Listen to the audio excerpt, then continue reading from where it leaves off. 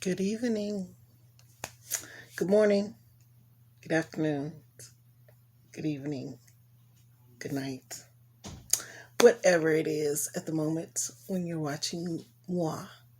My name is Tamika Collins, and this here is my YouTube page where we are reading the Bible from beginning to end, Genesis to Revelation.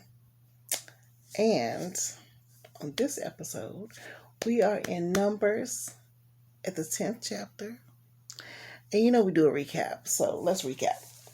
In chapter 8, it was talking about preparing the lamps and also talked about the dedication to the Levites, what the Levites are dedicated. Chapter 9 talked about the second Passover, and the first Passover was when they were in Egypt and God, sent the angel of death. They had to put blood over their door so that the death angel could pass by. That's Exodus 12. If you need to go back and read or listen to. This is the second Passover, and it was the celebration of the first Passover and dedicating the firstborn of persons and animals. Also, chapter 9 talked about the fiery cloud of God. And when the fiery cloud of God was resting in the tabernacle, the children of Israel stayed where they were and performed their duties to the Lord. And when the cloud would leave, when God's cloud would leave from the tabernacle, then they knew it was time to move on to the next place of wherever they were supposed to be going. Okay, so we are in chapter 10. Y'all, I'm still cold. I yawn when I'm cold. Excuse me. I am sleepy too, probably a little bit, but I'm cold. So, that part. Anyway, let me put this back. I be feeling like y'all in my nostril. Hello.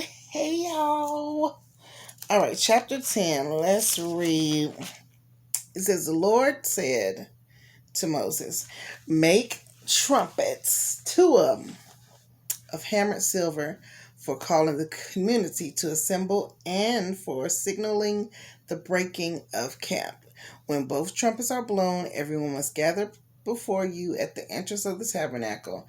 But if only one trumpet is blown, then only the leaders, the heads of the clans of Israel, must present themselves to you.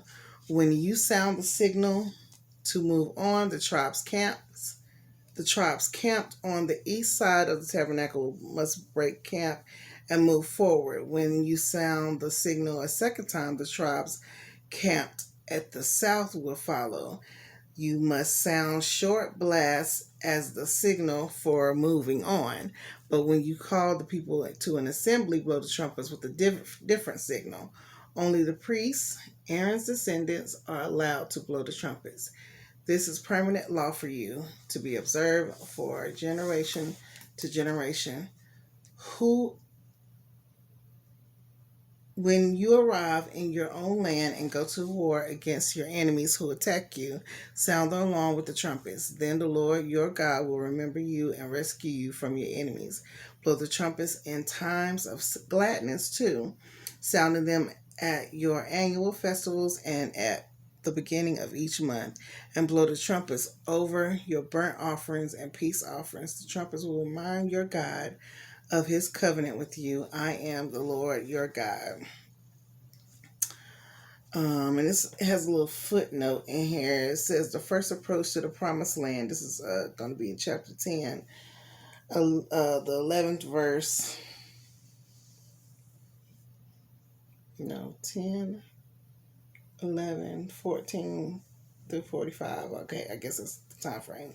So the Israelites approach the promised land. Moses sends leaders to scout out the land and its people, but the scouts return with a discouraging report. It is indeed a bountiful country, but the people living there are powerful. We can't go up against them.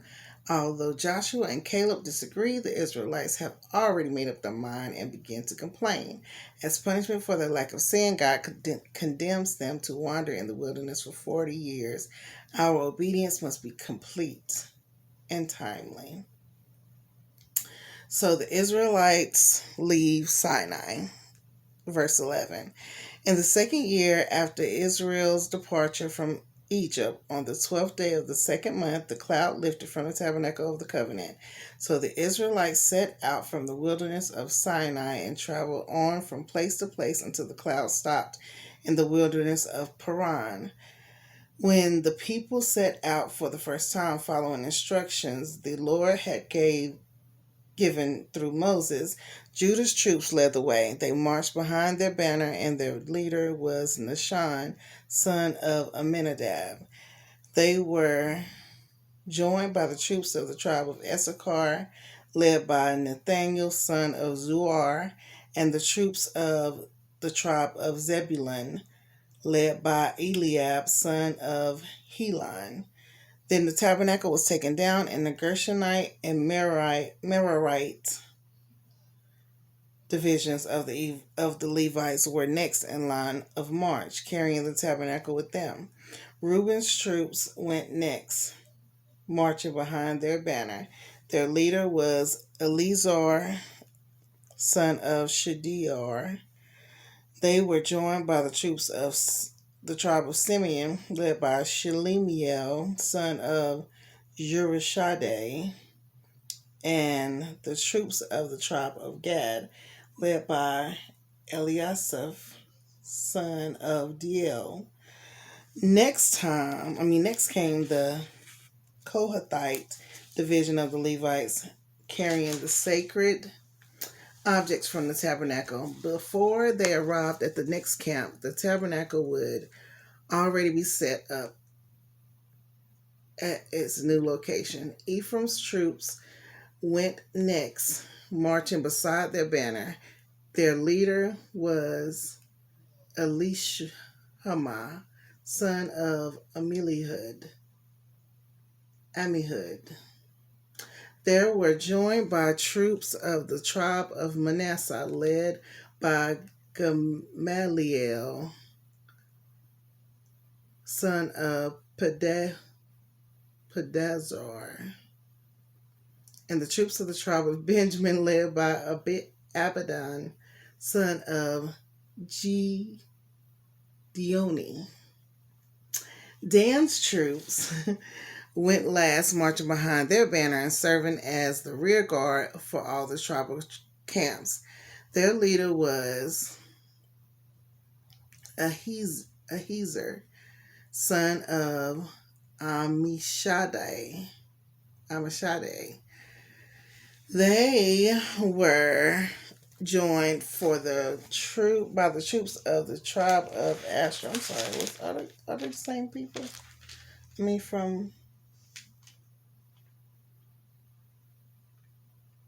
No, the other one is Amminadab. Okay.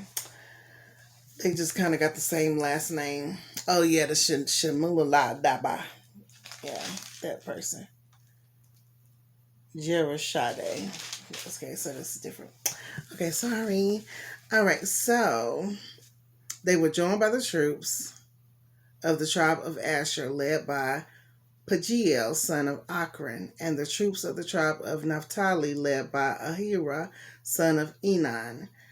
This was the order in which the Israelites marched, division by division. One day Moses said to his brother-in-law, Habab, son of Reuel, the Midianite, "We are on our way to the place the Lord has promised us." He said, "I will give it to you. Come with us and we will eat. We will treat you well, for the Lord has promised wonderful blessings for Israel." But Hobab replied, "No, I will not go. I must return to my own land and family. Please don't leave us," Moses pleaded. "You know the places in the wilderness where we should camp. Come, be our guide. If you do, we'll share with you all the blessings of the Lord." has given us. They marched for 3 days after leaving the mountain of the Lord from the ark, with the ark of the Lord's covenant moving ahead of them to show them where to stop and rest. As they moved on each day, the cloud of the Lord hovered over them, and when the ark set out, Moses would shout, "Arise, O Lord, and let your enemies be scattered. Let them flee before you." And when the ark was set down, he would say, "Return, O Lord, to the countless lands, thousands of Israel. Return, O Lord, to the countless thousands of Israel." Chapter 11. Y'all, they talk about our names. These names. Woo! Woo, woo, woo, woo, woo. Okay, we can do 11. All right, the people complained to Moses. Here we go, complaining again. Soon, we do it. I do it. Soon the people began to complain about their hardship, and the Lord heard everything they said. Then the Lord's anger blazed against them, and he sent a fire to rage among them, and he destroyed some of the people in the outskirts of the camp. Then the people screamed to Moses for help, and when he prayed to the Lord, the fire stopped. After that, the area was known as Taberah, which means the place of burning, because fire from the Lord had burned among them there. Then the foreign rabble who were traveling with the Israelites began to crave the good things of Egypt. And the people of Israel also began to complain. "Oh, for some meat," they exclaimed. "We remember the fish we used to eat for free in Egypt, and we had all the cucumbers, melons, leeks, onions, and garlic we wanted. But now our appetites are gone. All we ever see is this manna." The manna looked like small coriander seeds, and it was pale yellow like gum resin. The people would go out and gather it from the ground. They made flour by grinding it with hand mills or pounding it with mortars. Then they boiled it in a pot and made it into flat cakes.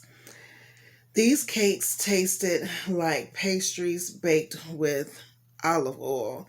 The manna came down on the camp with the dew during the night, like the dew in the morning. Moses heard all the families standing in the doorways of their tents whining, and the Lord became extremely angry.